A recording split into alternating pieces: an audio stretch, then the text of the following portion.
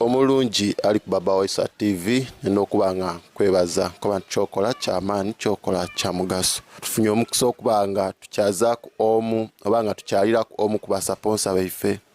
aba programs daife ku BaabawaiswaTV era ngono omusada amaani mwiwanga bangi abamwidi bingi byakoze bingi byakolera ensi ye abana abali kutuuliriza nze amaina gange ninze Isabire James nga ninze director wa Wanyange Treasure Junior School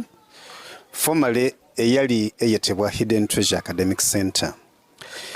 Wanyange Treasure Junior School yatandika mu mwaka gwa 1998 ng'etandikira mu bizimbe ebipangise gangulu eitale eyo mu byalo iti muzito era nga omwami Kibuuka LC chairperson waife n'omugenzi late Naigere nabatuletera okuba ntutandike isomero lino. Lwaki twaliyeta Hidden Treasure Junior School by then ninze omu ku bantu eyasoma obusomesa n'enja n'ensomesa ku Buganda najja okweyagana nga Buganda abasinga bungi abali kusomesa basoga ng'ate emirimu gye tulikola mu Baganda mingi ino nga busoga bwegwa pegano n'okusalawo navaayo naira ebusoga na yenda ntandike ekintu ekifaanana ku nikyembona Buganda era omusingi gwa Hidden Treasure eya then gwasinziira ku bye nabona Buganda nabireeta mu busoga era ebiseera ebibyo nabyo nebibayirewo ninze mbayire nkulira n'amasomo ga private schools mu Jinja district era nabagana nga abantu nga bakali ku style y'okola ebibuuzo bine byo ku psycho styling ebyo kunyola obunyole paka bonaba kanti bana tusobola ku printing ebibuuzo era kyandetera obwatikirivu mu Jinja district ni mu busoga awalala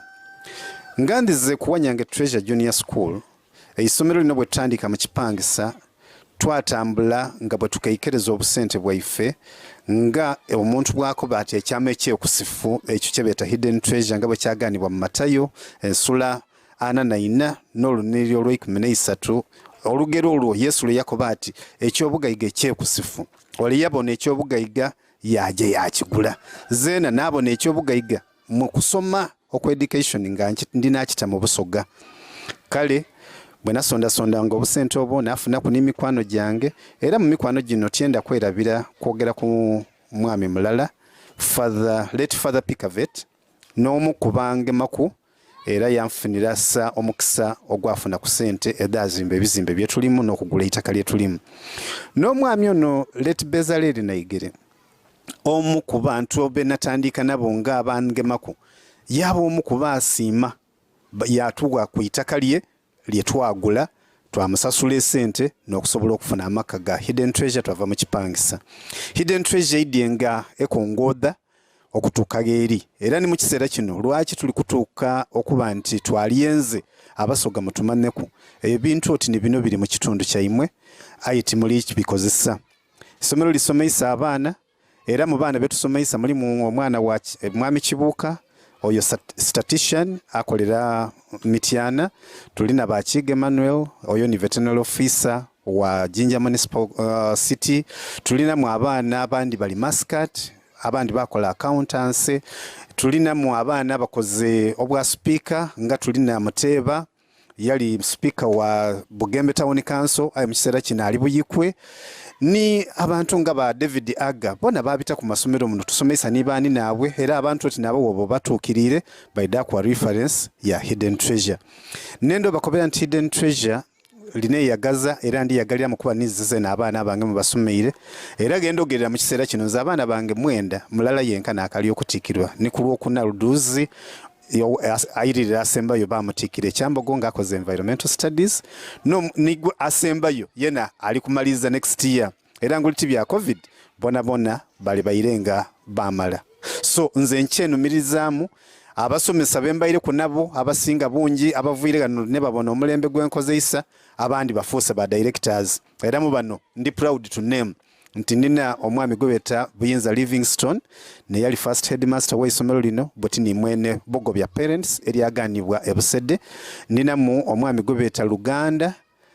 Samuel yena director wa Nakati Progressive Academy. Ndinamu abaana abasomera ku wanera abakoza amasomero nga abaireyo Isaac director wa St Jose Ebudumbuli. Tulinamu abaana nga Babakali Madangu who are very good professionals. Eroyo director of studies ku isomero ya St Jose balikolera walala. Tulinamu abaana nga digaliwo omwana akola mu president's office ono bamweta erina ndierabire mu katono ayi nga ni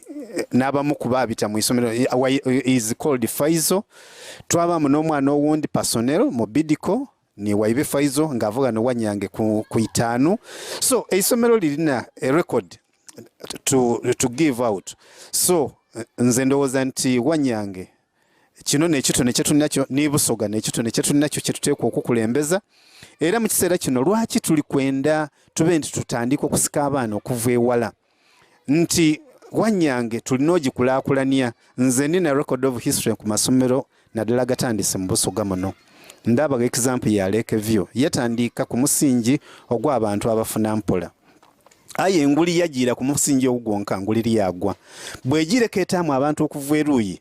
n'okusituka era buti wotuuka ku Lakeview Secondary School oyinza okweyagana ng'omusogo waife omwota 10 ayinza okuba tasobola kusomekezaayo ng'abatabaire ino waaki wa mwoyo. Aye Wanyange Treasure Junior School neisomero erikoba nti oba oli munafu oba oli w'amaani tulikwenda tusobola okuba nti tukulaakulanya. Tulina eitaka lye tusobola okwongeraku okuzimba ebizimba okusinga ku bye tulinabyo. Era bwe tuba tugayise nga babakoba nti agali awamu gegaluma ennyama olwo Luganda aye okuba agalala ndidi nti tuyinza okuyita ekyama. So nenda tukulaakulanye okusinga batunasomosanga abaana baife ne tubatwala e Buganda n'empisa eddaife dda Busoga dajanga difa. So nze ndowooza nti bana